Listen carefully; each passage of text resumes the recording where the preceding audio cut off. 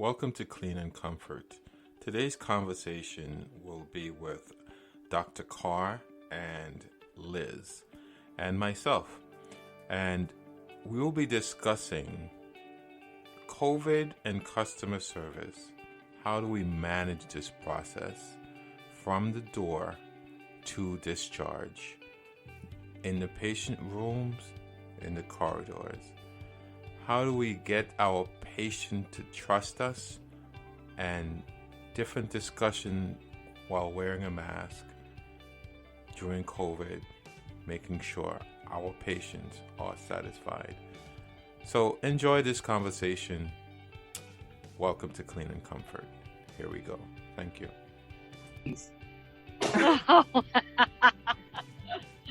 Yeah. So I'm just sitting here doing the test run. I really like the topic, but you know what? I don't know if you all saw my eyes were red. I was just crying because of that police officer who killed the what is his name? I can't even think of his name. The black man, when he put his knee on his neck and killed him, while his four peers just stood around. Nobody had the decency to say, get off of him. Like, it's just is that not in your conscious if you see someone about to kill someone or someone harming someone? Isn't that just a conscious decision for a normal human being to just say, Stop. To stop. Get off of his, what are you doing? Nothing. They just stood there like, block the camera. I said, I can't even, I was just crying. Like, I don't even know if I wouldn't be able to handle it. That's outrageous. Exactly. I just don't understand how, and it's 5 of you all. You need to tell me not even 25% of the officers watching this, and it's your job, you're his co-worker, and you can't say, stop, what are you doing? Where did this happen? What state? Minnesota. Wow. And they just watched. They just sat there and watched. Because I didn't see Minneapolis. Yeah, Minnesota. Yeah. And Minneapolis. Wow. Yeah. What is his name? And nobody said, at first I didn't see the video. I should have waited until after the podcast to watch the video. But it came on nightly news. And when I saw it, because they showed him saying, I can't breathe. And they showed just every officer just standing there with their hands crossed, like, okay, he can't breathe, whatever. He's black. It doesn't matter. Like, what? How do you? Too many incidents of similar nature. Well, they have a culture of thinking that's okay until someone do something about it. Then you know what we have to push for? We have to put. And I know it's COVID-19, but I'm really going to make it one of my duties to go to one of these presidential rallies. Because my question is, it has become a fabric of police culture to kill innocent Black and brown people. This is my question. What are you going to do to make it a part of the law that this is unacceptable? Because we can scream, we can outrage, we can put teddy bears on the corner, we can talk on Facebook and Instagram, but if it is not made into a law that this is unacceptable, it's going to continue happening. Agreed. It's going to continue. Agreed. So I'm sorry for sidetracking, but I'm just... No, it's not a sidetrack. It's true. Very true. It's just it's a systemic issue, and you're right. It's never going to change unless there's accountability for people's actions. Exactly. Well, he's going to jail. He needs to. He will go. Yes. Trust me, he's going to jail. And I'm glad that they decided to arrest the third person. Yes. In that, oh my gosh, guilty. But let me tell you how initially I was like, who is this wonderful person who took the time to record them murdering Ahmad. I said, I really would like to know. Then when I heard the details, that was actually a friend of theirs who was basically just arrogantly recording. It wasn't on the side of Ahmad, but because he's so arrogant. And he went along on the ride to exactly. participate. Exactly. But initially, I didn't know that. I just thought it was like another motorist driving his car. And no, he was the guy on the lynching that was at the back of the truck. Yeah, I don't think any. Uh-oh. You okay, Liz? It's terrible. Yeah, I think more and more information is going to come out. No. And then he had the nerve to say, "Oh, my wife and I, we're scared because people are quick to judge." What? Yeah. Says the guy who literally pulled out the camera to convict the black male who went into the house. And then you know what I love? The homeowner who released the videos, like, he's not the only one. I wasn't missing anything. And he showed videos of people of all color going into the house and, just walking into the home. And they never attempted to arrest anybody else who wasn't Black. So it's just so, and I'm all for calling if you believe someone is in a home, but what was he stealing? He didn't even have a vehicle. Number 2, call the cops. You're not, if you believe he's stealing, call someone and let them handle it. So I think this may go on more than 10 minutes. Okay, I'm ready. Wait. I have one more thing, Dion, though, and Dr. Carr. How do you make a citizen's arrest with a gun? Exactly. All right, Dion. Listen, you guys know I don't like to get into these things because all it does is pisses me off. Exactly. So I try my best not to get into this stuff because all it does is pisses me off. That's all. So the topic for tomorrow, is this time a good time? 7:30? Yes. Yes.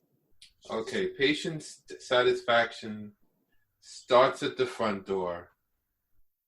How do we do it during COVID? It probably starts before that, but it doesn't have to do with environmental.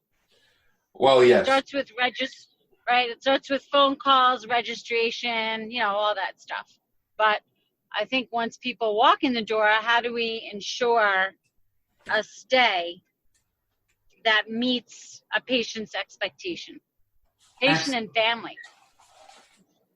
Absolutely. First thing, which the topic we definitely have to discuss is customer service, ethics. Another thing that we overlook a lot is cultural components. It's not a one size fits all. So with that said, if I come in and I'm someone who's a non-English speaker, how are you prepared to assist me? Right. Yes. What if you're COVID positive or not COVID positive? Exactly. Correct.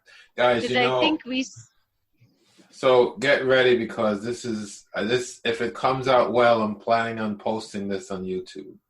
Okay. So I'm going to make sure I don't have a scarf on. Oh, okay. I'm going to make sure that I don't say my last name. And no, we've been, Liz, we've been pretty good at it for about a year now, almost a year. So I think you could go one podcast without saying I'm good where you work. Dion, I really this is making me question the question on HCAPS that EVS owns, and I'm going to say tomorrow, it's more important than perception is validating and ensuring that surfaces are clean and disinfected. Well, you know how I feel about that. You cannot validate without a real test. All of these So swabs, it's a swab. What is it doing? It doesn't do anything but pick up Clorox residue. So it's really not doing anything for me. I think we're wasting money. We could validate other ways, and we don't even have to. We could random validate and keep everybody. There's so much to be said. There's so much to be said about HCAPS and still sending home manual questionnaires and just so much around that. So, Linda, do you want to talk about public health or anything like that? Well, I think maybe not on this one. Yeah, I think you should kind of not jump all over the place with the topic. Right. I think this is a really good topic, and it's a full topic. Right. So we can expand off of this topic, and then we can create new topics as we go. But you don't want to fluctuate between topics. Right, and you could take another look at it from the customer's eye instead of the professional's eye, since this is our focus. Absolutely. The funny part is this is one of the things that I teach my students, that I teach a CNA course, and that's one of the first things that we talk about is customer service. And this is why I said that, as well as cultural component, because a lot of times we just work on our hard skills, but we don't realize how important soft skills are. Okay. Right. So that's something for us to think about. Ooh, I love that. Yeah. I love that. Thank you. We only think about, can we fill out the form? But how can you accommodate clients from all different backgrounds? And that's why I mentioned the cultural component, because we have to realize that everybody who walks in the door will not be the same. We're not robots. And so one person may be ESL, English as a second language. One person may be from down south, totally different culture from north.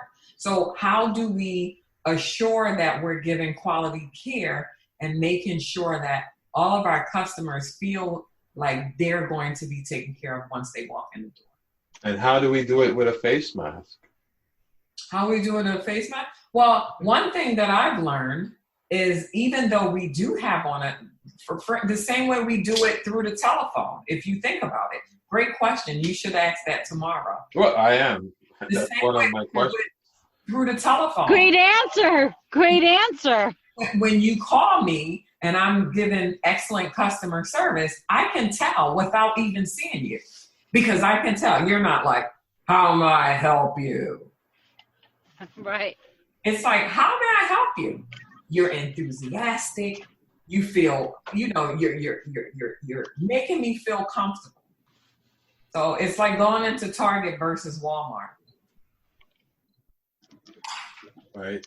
Part of our training is a manual. Liz, part of our training, remember the graph that talks about tone versus body language versus what we say? Yes. Maybe I'll show that, because I talked about that today, and I think it's the more and more I talk about it, the more and more it becomes ridiculous, because the body language piece is so large.